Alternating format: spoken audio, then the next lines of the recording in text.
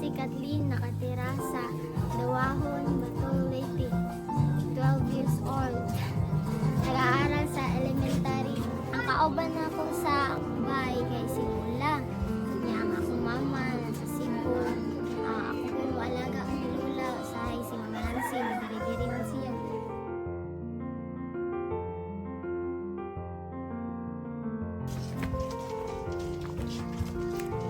Sir, nga ang ampong kuan ka na pangkabuhayan kay kanang magkuan og dayon niya maglukot ko man gihatan ni Lula niya say mapalit niyo kanang pan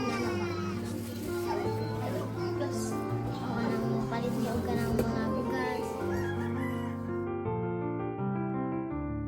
na nakoy kanang mukaon ng mga nindot nga mga pagkaon na nakakaon ako na to kay tungod na sa tribe dahil sa tribe meron akong pagkain niya meron kong energy nga para maka-eskwela ko niya di ko makuan ba magutom din di masakit akong tiyan na ito kaya ganun masay di pa mo kumukaon na kanang eskwela ko.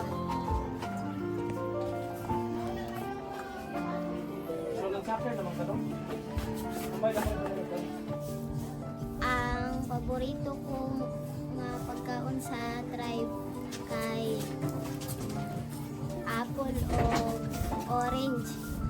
Makakaon lang na nako kung naay okasyon.